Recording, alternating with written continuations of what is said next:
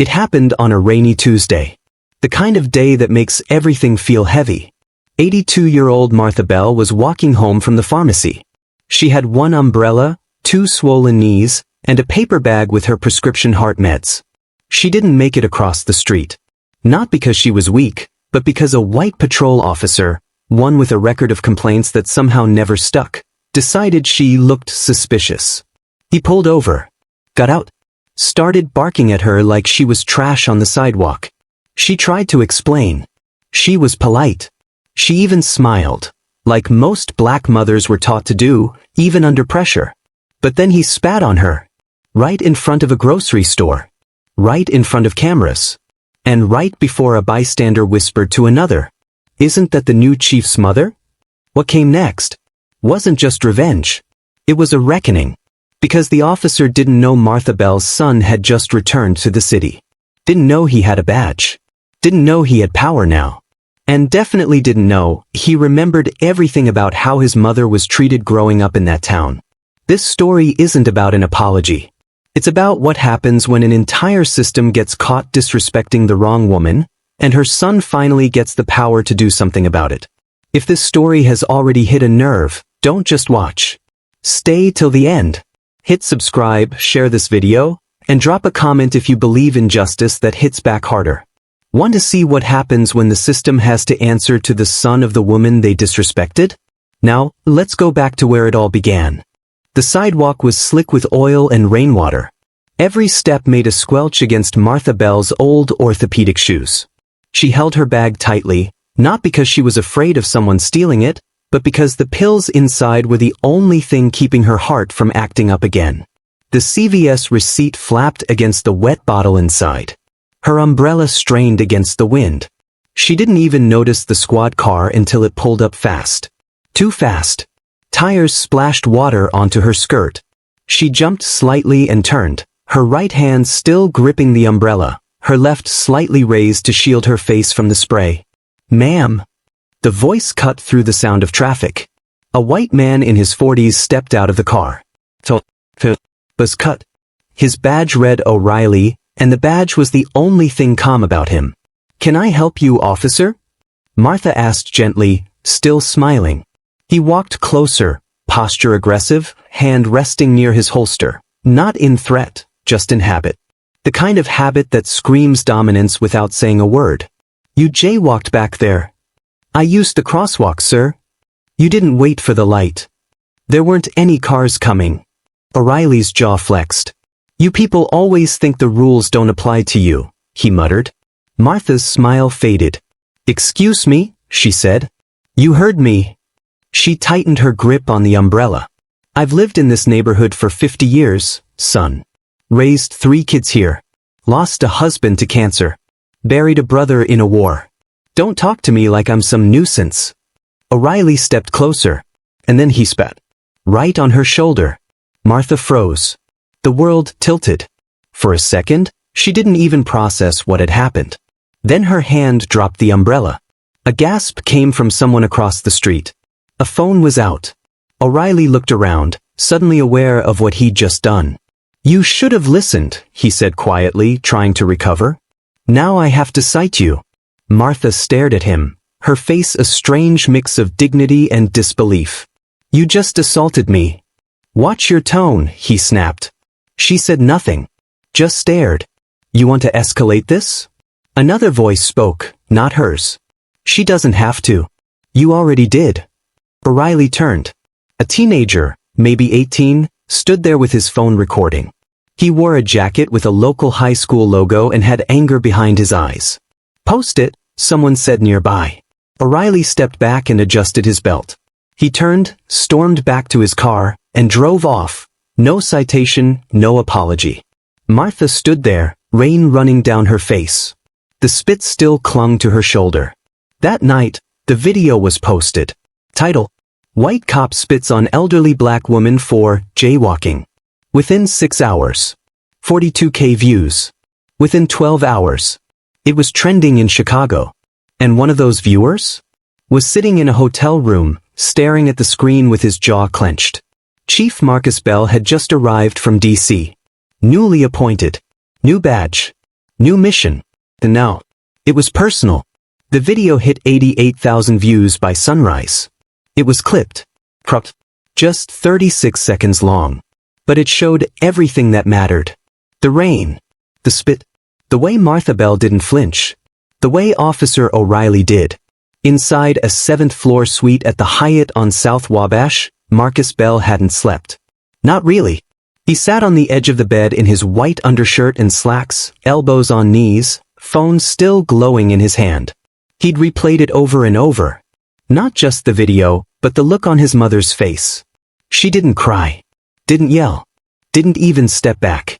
She just stood there, soaked, shoulders stained, silent, the same way she stood at his father's funeral, the same way she stood when the mortgage nearly took the house, the same way she stood every time the world told her to sit down and shut up. There was strength in it, but Marcus didn't want strength. He wanted justice. A knock came at the hotel door. His aide, Jordan, poked his head in. Young, sharp, nerves made of glass. "Sir, car's downstairs." "It's time." Marcus stood slowly. Today was his first official day as chief of police, Chicago South District. The mayor had made a big deal of it. Press conference, handshake photo, the whole performance. "Change is here," the headlines said. But nobody told him change was going to start with his mother's face on a viral video. The precinct building looked exactly the same as it did the last time Marcus walked through its doors, 12 years ago as a rookie. Same peeling paint. Same broken security buzzer. Same smell, burnt coffee and buried tension. He stepped into the main lobby with Jordan behind him, cameras flashing outside the glass. The room stiffened. Officers rose from their desks. "Chief Bell," a sergeant said, saluting. "Morning," Marcus replied evenly. His eyes scanned the room. No sign of O'Reilly. "Command staff briefing in the war room, 10 minutes, Jordan said, already reading his notes. Marcus nodded once, then turned to an older black officer leaning on a desk. "Where's O'Reilly?" Marcus asked bluntly. The man hesitated. "He called in, said he had a stomach bug." Coincidentally, about 20 minutes after a certain video started making rounds. Marcus's jaw tensed. "Get internal affairs on standby." "Already did." Quietly. Marcus glanced at the office hallway. "Get me his personnel file. All of it." 10 minutes later, Marcus stood in the war room, a space filled with whiteboards, digital case maps, and tired detectives. They talked shootings, warrants, traffic stops. But Marcus wasn't listening. He was flipping through a thick manila folder labeled Deletion, number 67215. First page. Commendations. Second page. Early complaint, excessive force. Dismissed for lack of video. Third page. Use of racial slur during a stop. Investigated internally. Fourth page. Suspension. Then reinstatement. Fifth page. Body cam malfunction report. Another. And another. Pattern. Sloppy. Protected. How long has he been doing this? Marcus muttered. Jordan leaned in. Looks like over a decade. Most of his complaints get processed, then mysteriously disappear or stall. Who signed off? Jordan pointed. Captain Doran. Marcus raised a brow. Doran's still here? Promoted last year. District Oversight Division. Of course. Cover your own. Marcus tapped the file, closed it slowly, and stood. Ladies and gentlemen, I know we have a lot of cases on the board today. But one just jumped to the top. He held up the file. This officer, Sean O'Reilly, is under review. Effective immediately, he's placed on administrative leave pending an internal affairs investigation. The room shifted. Uneasy glances passed like a ripple across a pond. One older officer, white, scratched his neck and leaned back. With respect, Chief, you sure that's the hill you want to start on? Marcus locked eyes with him. It's not a hill. It's a mirror. You either like what you see or you don't. Silence. Meeting adjourned.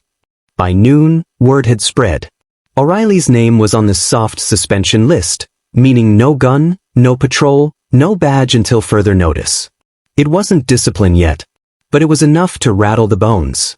Meanwhile, at a corner diner 3 blocks from the precinct, Martha Bell sat quietly in a booth, sipping hot tea. She wore a wide-brimmed hat and gloves, even though it was 65 degrees outside. Old habits. The waitress came over, a young white girl with pink bangs and eyes full of worry. "Mrs. Bell, you sure you don't need anything? On the house." Martha smiled faintly. "Sugar and peace, honey. That's all." She glanced at the TV mounted near the counter. Breaking. New CPD chief responds to viral incident involving elderly woman. The anchor was still talking, but Martha's mind wandered. She didn't care for revenge. She didn't even want an apology. She just wanted to know her son could do the thing no one else ever did in this town. Stand up and be heard. That evening, Marcus met with the mayor in a quiet office downtown. The mayor was firm but politically panicked. "Marcus, you're making waves on day one." "Good. It means I'm moving the water." "Look, we all want accountability, but we also have officers afraid to sneeze right now." "Then maybe they should have blown their noses years ago." The mayor stared. "I hired you because I believed you'd reform this department," smartly. Marcus stood. "I will. But not quietly." He left the folder on the desk as he walked out. Inside were 2 things. A list of every complaint ever filed against Officer O'Reilly. A photo of a black woman, soaked in rain, eyes full of grace. But what Marcus didn't know yet was that O'Reilly wasn't acting alone. That behind the scenes, there was a network, a quiet ring of protection built inside the department. And somewhere deep inside internal affairs, someone had already started deleting files. There's a moment in every investigation where the evidence feels almost too clean.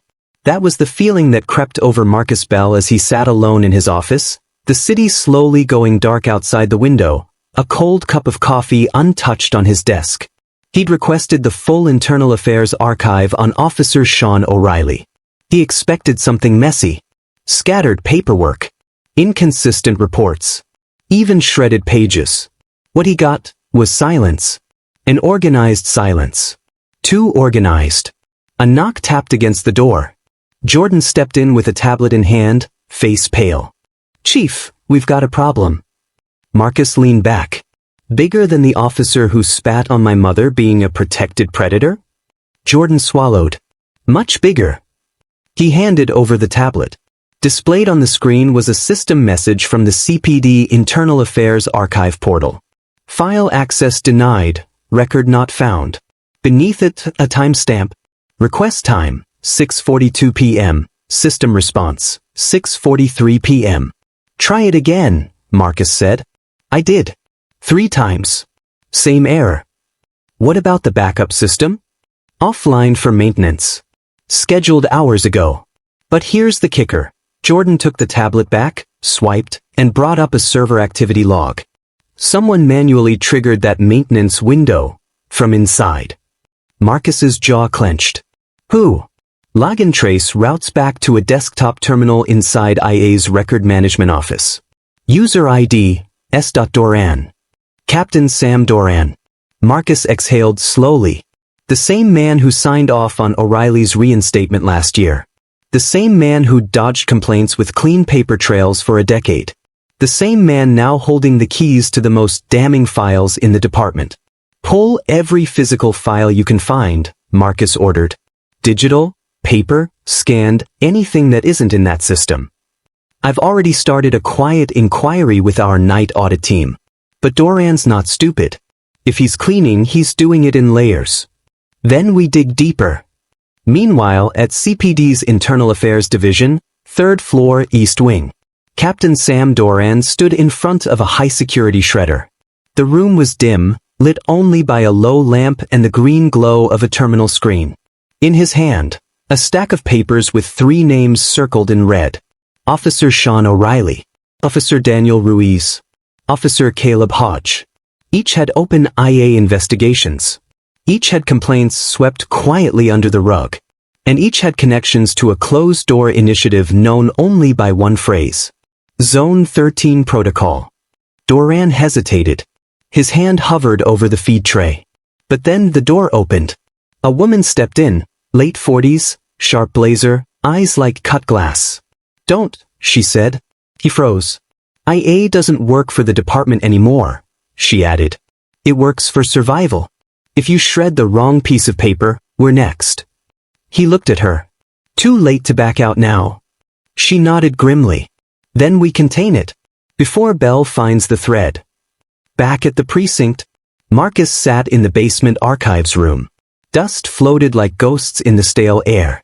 He flipped through boxes himself. No assistants, no aides. Just his hands and the truth. Until he found it. A folder with faint water damage. Unlabeled. But inside, photos. From an arrest 3 years ago. An elderly black man bloodied and cuffed. Incident report? Missing. Body cam footage? Missing.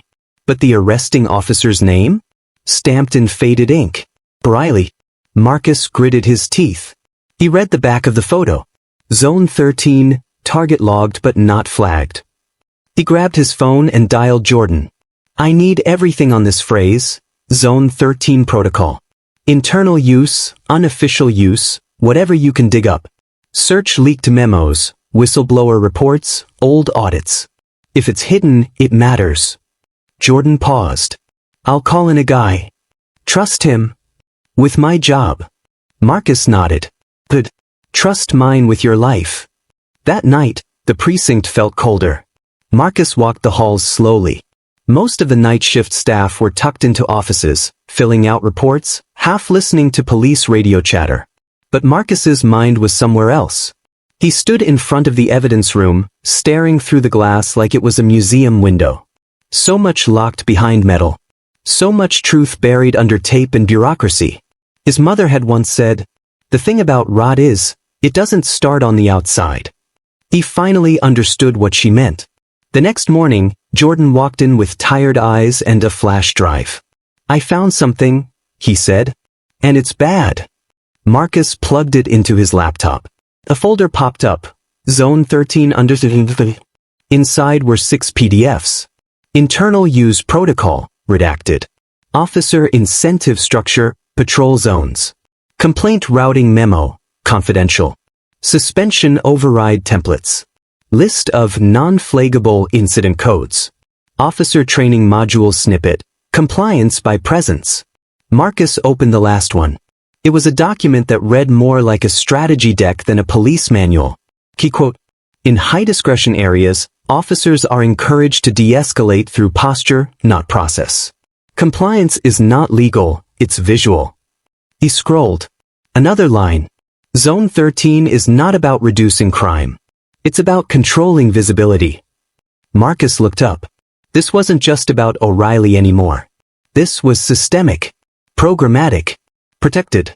And for years, it had been allowed to grow like mold behind drywall. He stared at the screen, then reached for the phone. Set up a meeting with the mayor. Now. But what Marcus didn't know was that Doran had already received an anonymous heads-up. A burner email. 3 words in the subject line. Belle is digging. And somewhere in a dark office on the north side, another file was being pulled up. One labeled, Marcus Bell, background clearance override. And beneath it, a line in red. If he gets too close, we remove him like the others. The headline dropped at 8:13 a.m. Chicago police chief's mother assaulted by officer. Department erases evidence? The byline read, Isabel Grant, investigative correspondent, The Intercept. By 8:27, Marcus Bell's phone was buzzing nonstop. By 9:02, the press had swarmed the precinct steps. And by 9:30, Mayor Langston had called him 3 times, with no answer. Marcus didn't need to read the full article to know the damage it caused. Because Isabel Grant didn't just break the story. She connected the dots. Excerpt from the article. Officer Sean O'Reilly, already suspended for spitting on 82-year-old Martha Bell, may have been protected for years under a secret internal policing system known as Zone 13 Protocol, a system allegedly designed to control public complaints, manipulate officer accountability, and bury patterns of misconduct. Sources claim files related to O'Reilly's disciplinary record were wiped within hours of the viral video leak. Our investigation suggests this is not the first time such erasures have occurred. More disturbing, whistleblower reports indicate the program may have extended beyond Chicago. Marcus sat at his desk, the article open on his laptop screen. His inbox was flooded. Calls from city council, civil rights attorneys, 3 podcast producers, 2 networks, even a direct message from a reporter at CNN. Willing to go on record? But Marcus didn't respond. He closed his laptop and stared at the wall behind his desk, a framed photo of his first day as a rookie in a department that barely looked him in the eye. Now they couldn't look away. Down the hall, Jordan was pacing like a man holding a grenade with no pin. "We have to get ahead of this, Chief." Marcus nodded slowly. "We won't spin it. We own it." "You think the mayor will let that happen?" "I don't care what the mayor thinks right now." Jordan dropped his voice. "They're going to come for you. Politically. Legally. Maybe worse." Marcus stood. "Then let them." Meanwhile, inside a sleek, unmarked municipal office uptown, Mayor Langston wasn't just furious, he was surrounded. 6 advisors. 2 legal counsel. A political strategist flown in from D.C. The room was buzzing with half-whispers and damage control. "Shut it down. Distance the office from Bell. Denounce the leak." The mayor raised a hand, silencing the chaos. "He's too popular to fire," she said quietly, "and too righteous to control." One of the aides leaned in. "Then maybe we feed him just enough rope." The mayor's brow raised. To let him hang himself. Back at the precinct, a small press conference was being prepped. Marcus refused the podium. Instead, he stood outside in uniform, no notes, and let the city hear him directly. The cameras rolled. "I know many of you have questions. Some of those questions don't have answers yet. But one thing is clear. Our department has failed people it promised to protect. My own family included." Flashes went off. Journalists scribbled. The live stream ticked over 4,000 viewers in 10 minutes. He continued. "This isn't about one officer. It's about the machine that let him grow bold enough to act with impunity. That machine has gears. And names. And we're going to name them. Guess. This won't be easy. And it won't be clean. But I didn't take this job to play politics. I took it to change what my mother survived. And what too many families bury." He stepped back. No questions. No handshakes. Just truth. Inside the command room, Captain Sam Doran stood watching the live stream on his phone, his lips tight. Another officer behind him, a younger white man with nervous eyes, whispered, "What do we do now?" Doran's reply was flat. "We let the city burn around him. Let him fight every fire." "You sure?"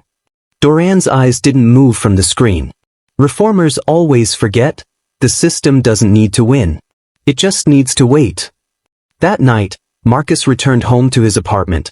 1 bedroom, plain, clean, quiet. But as he approached the door, he paused.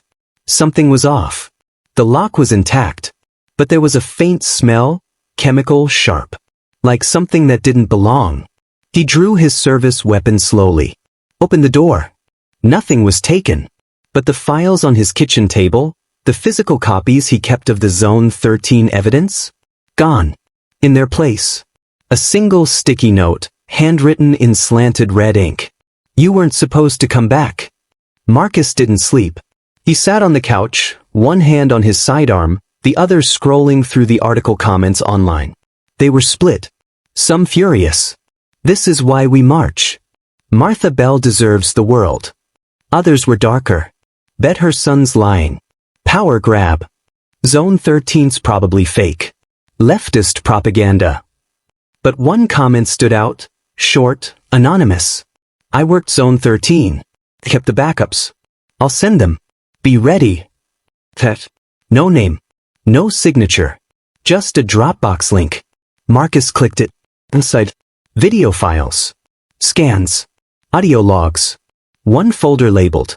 Unprocessed body cam, Officer O'Reilly. Another. Internal notes, command chain. Just as he opened the first video, his phone rang. A known number. Blocked ID. He hesitated. Then answered. The slow voice, male cold. "Stop digging. You made your point." No name. No repeat. Marcus sat in the silence. The city outside was quiet, but he knew that wouldn't last. Because tomorrow? Tomorrow he was going public. Not just with a statement, but with receipts. But what Marcus didn't know was that the next file he would open would contain a time-stamped video of his own mother, photographed, days before the viral incident, which meant one terrifying truth. She wasn't a random victim. She was targeted. The TV was still on when Marcus stepped out of the guest bedroom.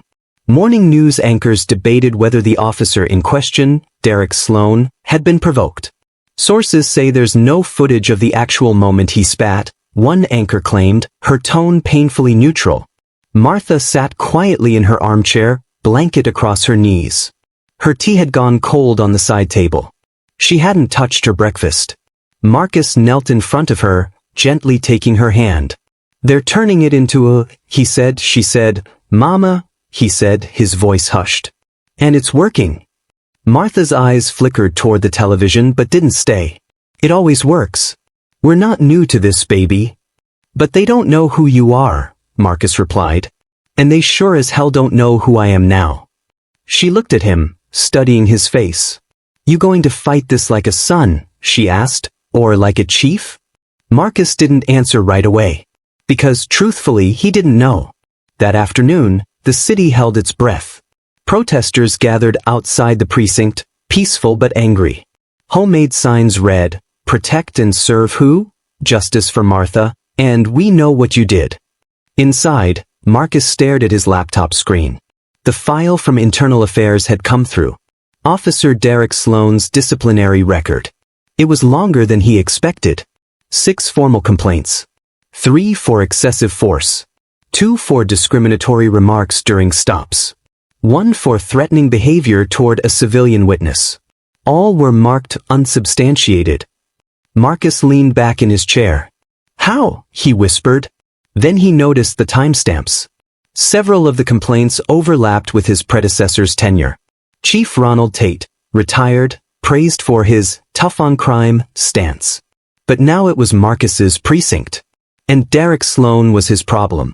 Meanwhile, Sloan sat quietly in the locker room. He wasn't suspended. Not even reassigned. Just told to keep a low profile. His phone buzzed with texts, some supportive, some hostile. A few officers nodded at him in the hallway. Others avoided eye contact. In the mirror he saw what the others saw. A man who crossed a line. But more than that, a man now being watched. Marcus summoned Sloan to his office the next day. The tension was heavy even before the officer entered. Sloan stood at attention but didn't salute. "Officer Sloan," Marcus began, "do you know why you're here?" "You're making this personal," Sloan replied without blinking. Marcus kept his tone measured. "You assaulted an unarmed, elderly civilian. My mother or not, it's on record." "There's no footage," Sloan countered. "She swung her bag at me. That's assault. I restrained her." "You spat on her." Sloan shifted. "That's not in any report." "Not yet," Marcus said. "But if even one witness confirms it, I will make an example out of you." Sloan leaned forward. "You don't belong in that chair." Marcus smiled coldly. "And you don't belong in this badge." For a moment, the room went silent, like the building itself held its breath. Then Marcus stood. "You're on administrative leave effective immediately.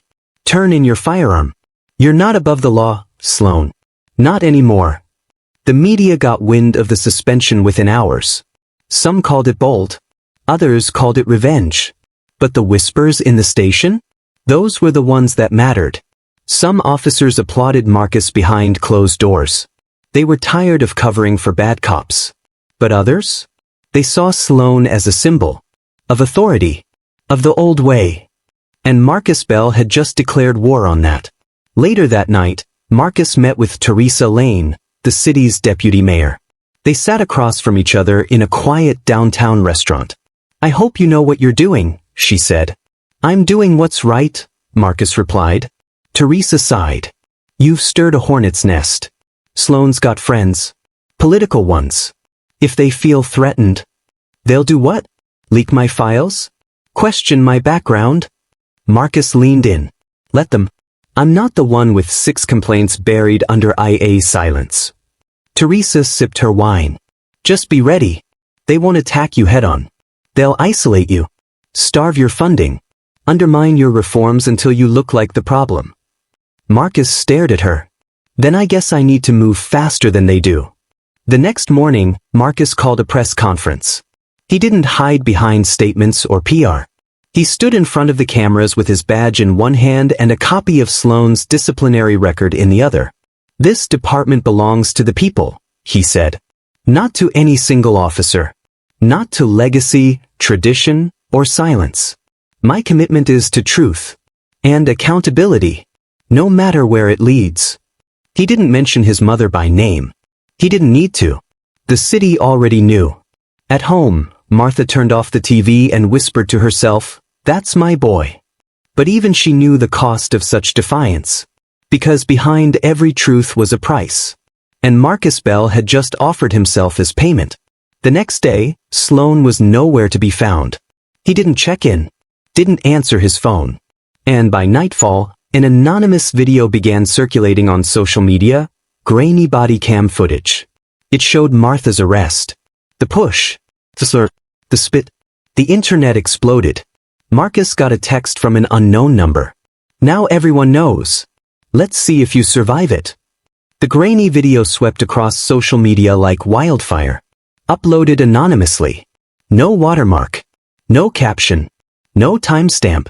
Just cold, hard imagery. A white officer, Derek Sloan, grabbing an elderly black woman. The crack of her body hitting the hood of the cruiser. Her handbag tumbling to the street. And unmistakably, without room for denial, the spit. It landed squarely on Martha Bell's cheek. The audio was faint, but the slur echoed clear enough to sting. You people always play the victim. The world saw it now. The world heard it. But instead of vindication, Marcus Bell felt something else as he stared at the footage in his office, jaw clenched, screen lighting up his face. Paranoia. The footage shouldn't exist. Bodycam files, especially controversial ones, were almost always buried, mislabeled, lost, or edited into compliance. Yet here it was. Unfiltered. Brutal. Damning. And dropped anonymously like a match onto dry kindling. The protests tripled overnight. Outside the precinct, they chanted, "Believe black women," and "Fire Sloan." Some held up signs with split images of Martha and Marcus, mother and son. A symbol of pain and power, defiance and duty. But inside the walls of Chicago's 9th Precinct, a storm was brewing. Detective Lionel Keyes closed Marcus's office door behind him. "We need to talk," he said grimly. Marcus looked up. "About?" "That video." Marcus gestured to the screen. "It's real. What more is there to talk about?"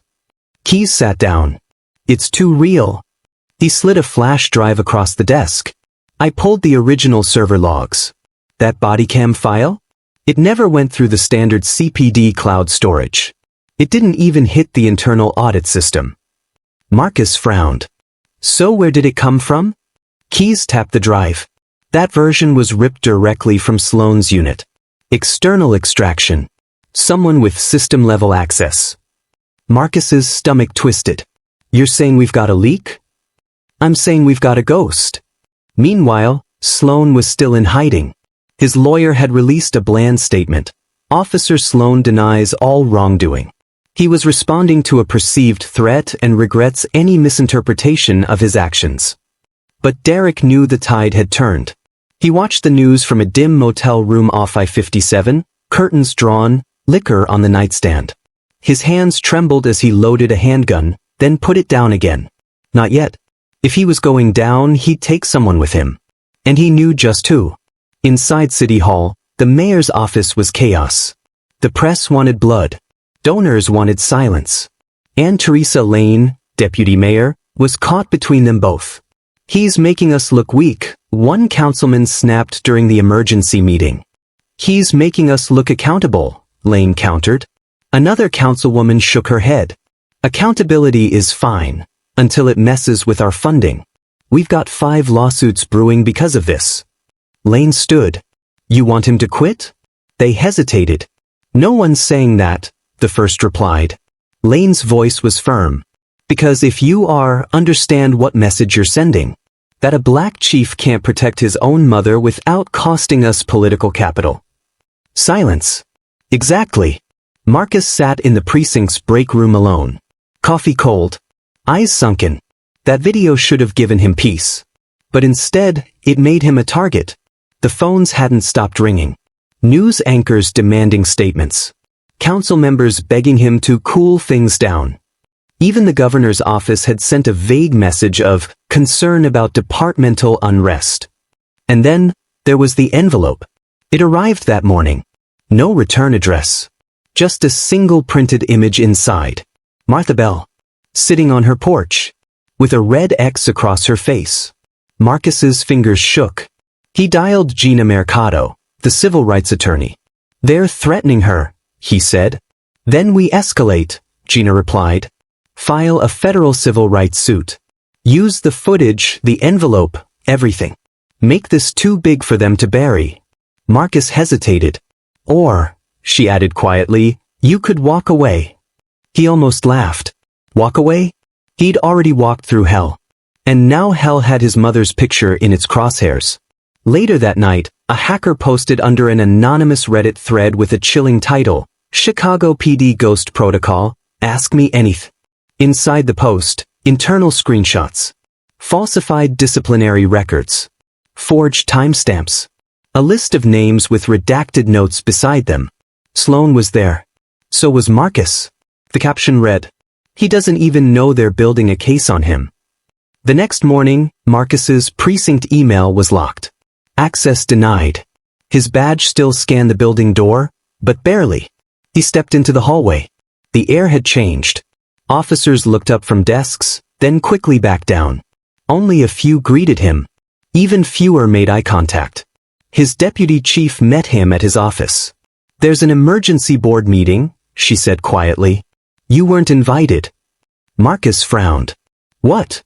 Word is, someone filed an anonymous ethics complaint. Against you. Accusing you of bias, mishandling the case, abusing power. He blinked. This is retaliation. She didn't argue. You should lawyer up.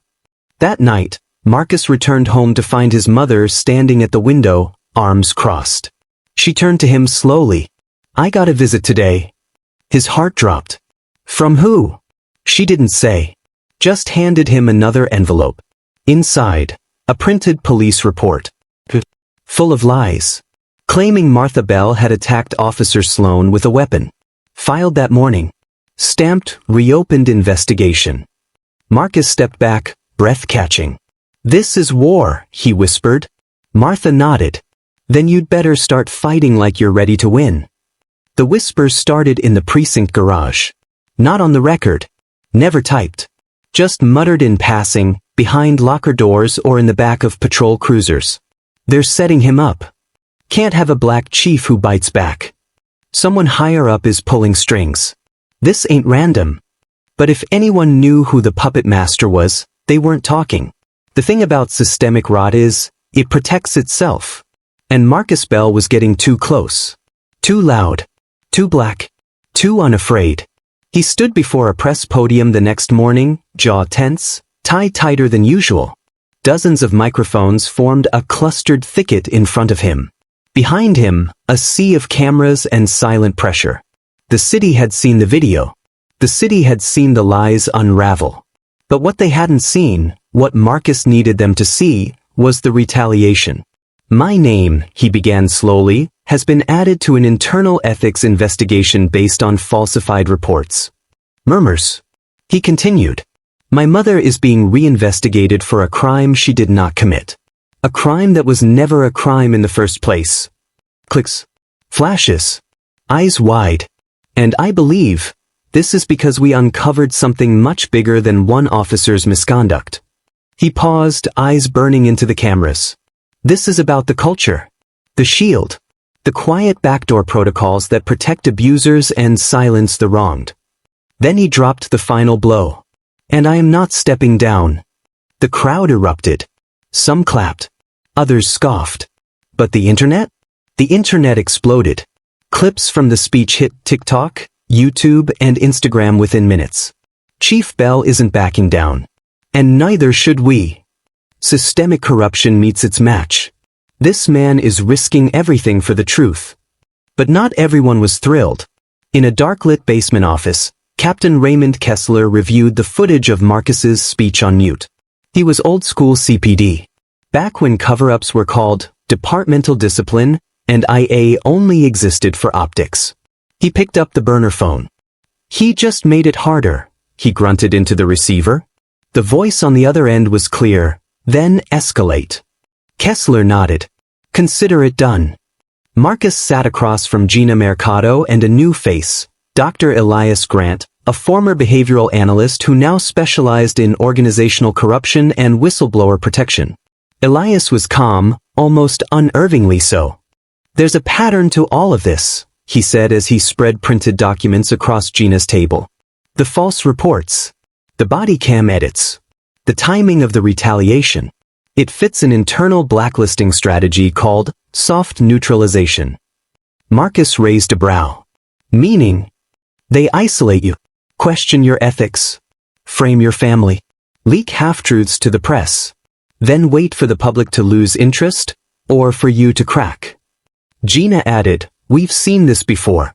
But never this bold. Never with this kind of visibility." Elias pointed to one file. "This here, Martha's reopen case? That was filed by a temp records officer who hasn't worked there in months. The timestamp is fake." Marcus clenched his fists. "They're forging evidence." Elias looked up. "They're getting desperate." But so was Derek Sloan. He'd run out of allies. Even the white officers who had once backed him were going silent, distancing themselves from the spitting incident. He was radioactive now.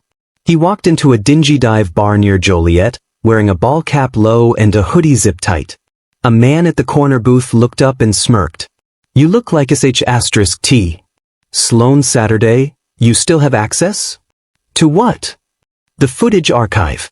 The old stuff." The man sipped his whiskey. "I want to bury him. I want dirt. Anything. Arrests, past cases. Hell, internal memos."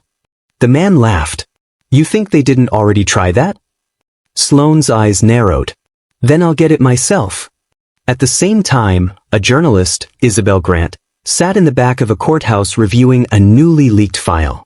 It was thick. Over 300 pages. Title, Operation Canary. Inside, a list of internal affairs investigations into officers who had spoken out against departmental misconduct. Most were quietly fired, relocated, or forced into retirement. But one name jumped out at her. Marcus Bell. Flagged, monitored, tagged for performance watch. And the note below? High public trust, low department control. Unstable asset. She exhaled. They've been watching him for years. She made a call. "Gina? You need to see this." Marcus returned home late, exhausted. Martha was sitting on the couch, knitting something. She didn't look up. "They called again today," she said quietly. "Who?" "Detectives. Asking if I remembered differently now." Marcus shut his eyes. "I'm so sorry." She looked at him, stern. "Don't apologize for what they did. Just make sure they never do it to someone else's mama." He smiled faintly, then collapsed beside her. They sat in silence, the TV murmuring softly in the background. The window shattered.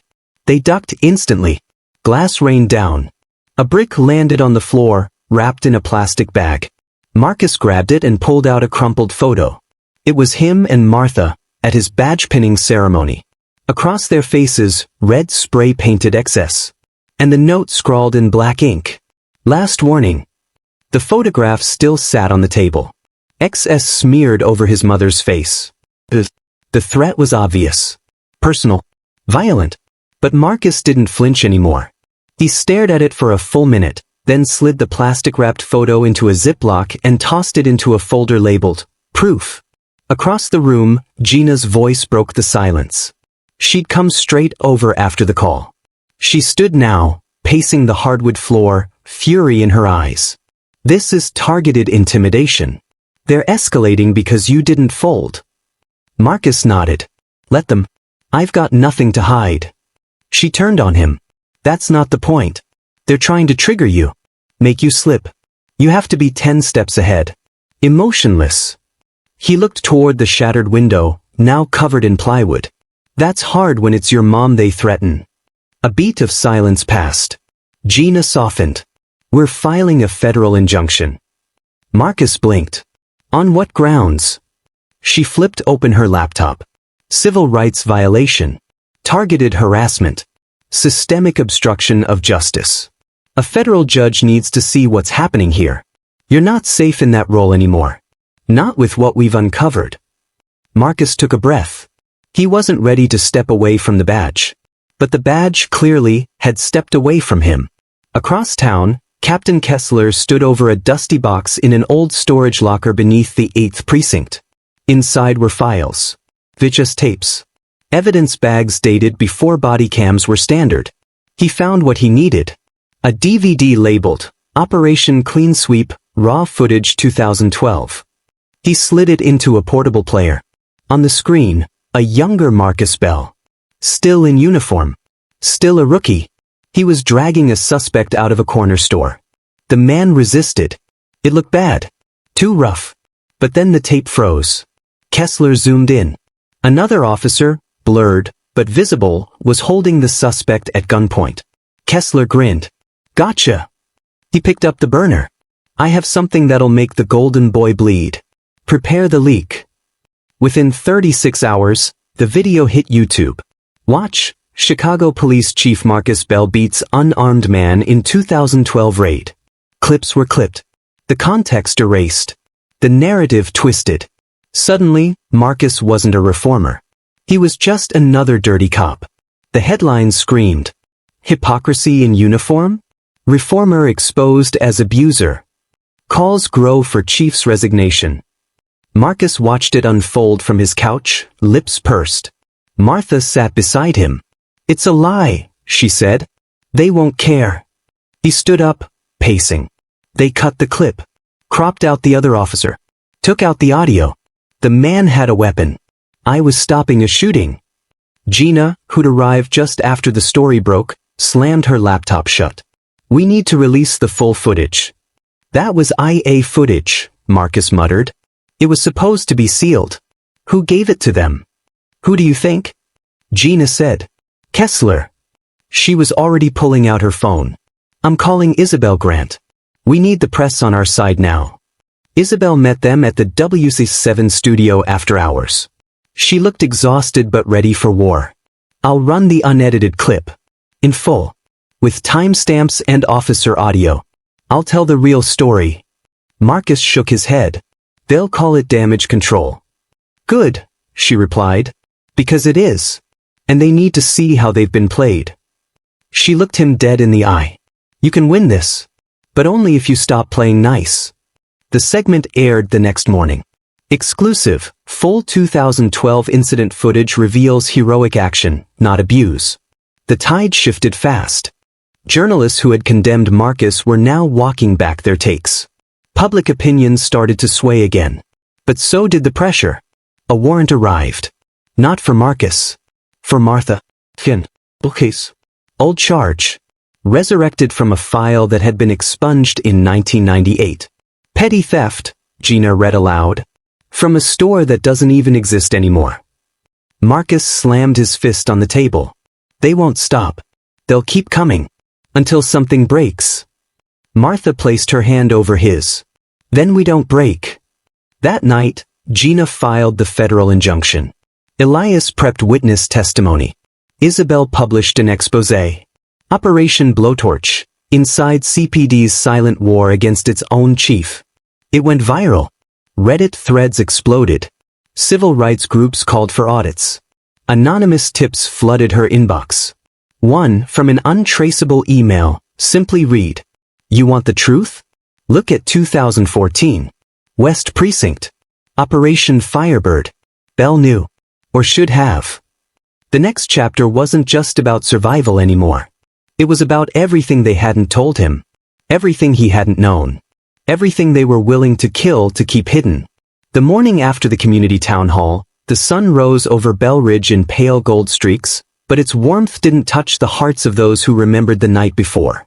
The images of Officer Paulson spitting on Martha Bell had etched themselves into the town's conscience. And the reactions, across social media, in cafes, on front porches, reflected the city's boiling soul. But Marcus Bell wasn't basking in the moment. He stood alone in his office at 6 a.m., staring at the framed photo of him and his mother on the day he graduated from the academy. He had no appetite, no peace, just the pressure of an entire city waiting to see what he'd do next. He hadn't slept. The fallout from the press conference was immediate. Messages poured in, some praising his courage, others accusing him of dividing the department. Threats weren't new to Marcus, but these felt closer to home. One anonymous text read, "Step down before we bury what's left of your legacy." He knew where it came from, inside the department. That made it more dangerous. Detective Mendez knocked gently on the doorframe. "You ready?" she asked, holding a steaming mug of coffee. Marcus nodded. "As I'll ever be."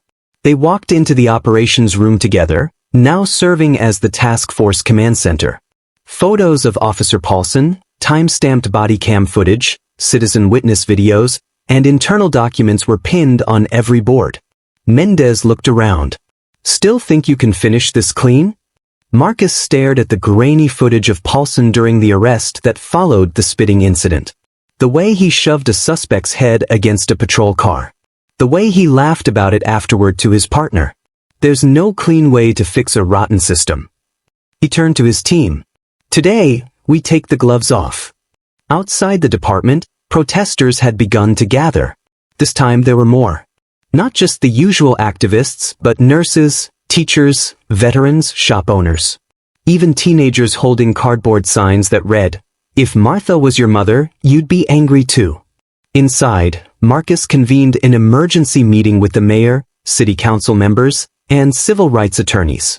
Councilwoman Donna Reeves, who had once mentored Marcus in youth advocacy work, leaned forward at the table. "Paulson isn't the disease," she said. "He's the symptom. You know that. We've seen the reports you sent." Marcus laid out a file labeled, "Internal Complaints, Unresolved." It was thicker than anyone expected. "Not just Paulson," he said. 7 officers. 4 sergeants. 2 lieutenants. Over the last 5 years, this department buried more complaints than it resolved. But because they were all filed by Black or Hispanic residents. Guess. Tension filled the room. Marcus continued. "Some of them are gone now. Moved out. One's dead. And the others? Too afraid to speak. But we owe them justice. Even if it's late." The mayor, a stout man known more for ribbon cuttings than reform, wiped his brow nervously. "This goes federal," he muttered. "It should," Marcus shot back. "Because if we don't deal with it here, they will." Meanwhile, inside Paulson's suburban home, a different storm was brewing. The officer hadn't been seen publicly since his suspension. He sat in his recliner, whiskey glass in hand, watching reruns of his arrest footage loop on every major channel. His teenage son walked past without a word. "Don't give me that look," Paulson barked. "They're the ones twisting everything." His son didn't respond. "Hey, I'm still your father. I protected this town." "You spit on someone's mom," the boy said without turning around. "You humiliated all of us." That silence afterward? It was louder than any scream. Paulson's hand trembled around the glass. Back at the precinct, Gina Bell walked through the station lobby with Marcus, her steps deliberate, her head high. "You okay?" Marcus asked quietly. "I'm not the one who got spit on," she replied. "But I'm angry for her. And for us." She handed him a small envelope. "What's this?" "Something you should see. I found it in Mom's closet. Thought you'd want to read it before tonight." Marcus opened it. Inside was a worn letter his mother had written but never mailed. Addressed to a community organizer in another city. "Sometimes I wonder if they'll ever see us as human. If all we are is noise to be managed. But I keep showing up. Because one day one of our babies might sit where they make decisions. And maybe, just maybe, he'll remember the fire that raised him. Marcus folded the letter slowly. He remembered. That night, the city council chambers were packed to capacity. The vote was scheduled, whether or not to initiate a full independent review of the Belridge Police Department. Marcus stood at the podium. He didn't speak from notes. He didn't bring charts. Just his voice. My mother is not a threat. She's the reason I ever wore this badge. And I will not rest until the uniform she raised me to wear means something better than fear. For her. For your mother.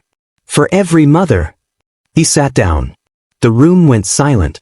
Then applause broke out. Not polite. Not restrained. Thunderous. The council voted 9-1 in favor. A full review would begin immediately.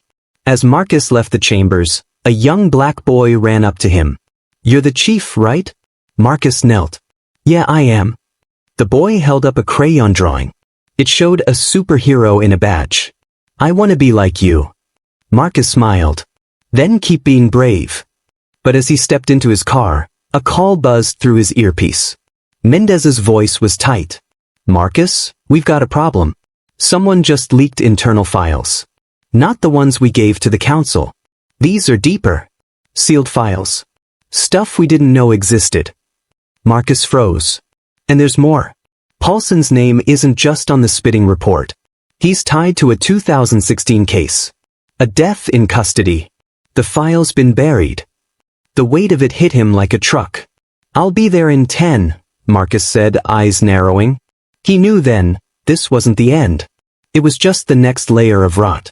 The air was thick with anticipation as dozens of news vans lined the street outside City Hall. The crowd had swelled beyond the police barricades. Protesters held signs high. Justice for Martha Bell, no more silence, your badge shouldn't be a shield.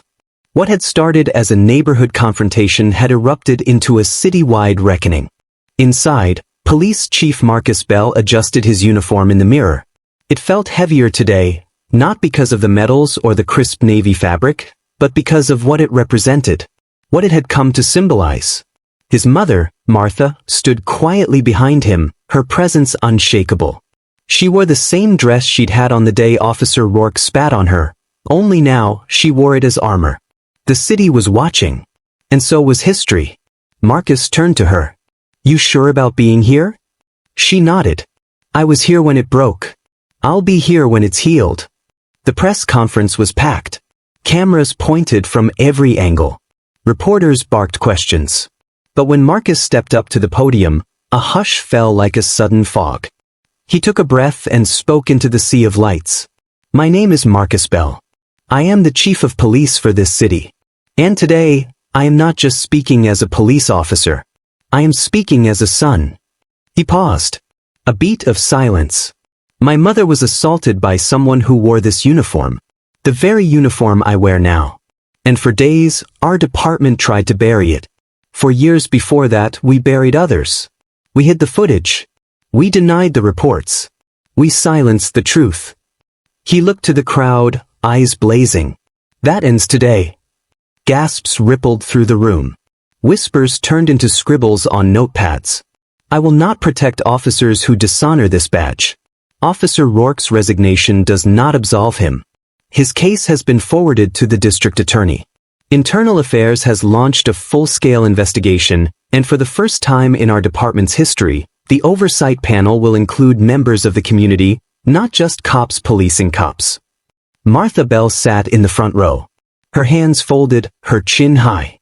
Marcus continued, I've authorized the release of footage from Rourke's body cam, from bystanders, from department logs, everything. If we're going to rebuild trust, we start with truth. Behind him, a screen came to life. The crowd watched the footage many had seen online, now officially confirmed. A white officer. A frail black woman. A vile act of hatred. But this time, the video didn't end there. It continued to show the quiet way Martha stood back up. The way she whispered something no one had heard before, my son will see this. And he had. In the days that followed, a shift began. Marcus ordered sweeping reviews of previous misconduct cases. A new accountability task force was formed. Officers with past excessive force complaints were reassigned pending retraining or terminated. The community had been silent for too long. Now it roared. Town halls overflowed with residents. Some shouted. Others wept. All were heard. Marcus sat at every single one. He didn't always have answers. But he showed up. That alone was new. One evening, Marcus walked his mother through a newly installed memorial wall on the side of the police headquarters. Names of those who had suffered from officer misconduct were etched into brass plates. Martha ran her fingers along the names. "This isn't enough," she said softly. "No," Marcus agreed. "But it's a start." She turned to him. "Make sure it's never just a start." 3 months later, a young cadet asked Marcus during a police academy training, "What's the hardest part of this job?" He didn't hesitate. "Unlearning," he said. "Unlearning the belief that our power makes us right. That our fear makes others dangerous. That silence is loyalty. And that justice is optional." He let the words sink in. The cadets looked shaken. That was good. They needed to be. In a televised public forum, Marcus stood alongside activists, community leaders, even survivors of police violence. One teenager asked, "Do you ever wonder if this system can actually change?" Marcus thought for a long moment. "Yes," he said. "But then I remember, systems don't change. People do. And when enough people demand better, the system follows." The story caught fire nationally. Major outlets picked it up. Politicians made statements. Commentators argued. Some praised Marcus. Others called him a traitor. But none could deny what had happened. Even Rourke, now indicted, became a symbol of a system unraveling at the seams. But Martha never looked for symbols. She looked for peace. And when she stood, months later, at a mural painted by local artists, a towering image of her standing tall, surrounded by sunflowers and fists raised in solidarity, she simply said, "I just want this to mean something." Marcus put his arm around her. "It already does." In the closing minutes of the story, a newscast plays. This week marks the 6-month anniversary of the incident that sparked one of the most radical reforms in Chicago's law enforcement history. Police Chief Marcus Bell continues to challenge the system from within, while community leaders hold him accountable every step of the way. The screen fades. Marcus, now sitting at home, finishes recording a video message for the department's official channel. He speaks plainly. If you watched this story, know this wasn't about revenge. It was about revelation. About pulling the rot into the light. About reminding you, and me, that every system built by humans can be rebuilt by humans. He leans forward. If you believe that, then don't just watch. Don't just react. Speak up. Share this story. Discuss it in your schools, your homes, your churches, your squad cars. Ask the hard questions. Demand better. He looks into the lens. Because justice isn't loud. It's relentless. What part of this story moved you most? Do you believe in the possibility of true reform? Or are we just repainting the same walls? Share your thoughts in the comments. Like this if it stirred something in you. Subscribe for more stories that make you feel, think, and act. And share it, because silence is the oldest accomplice of injustice.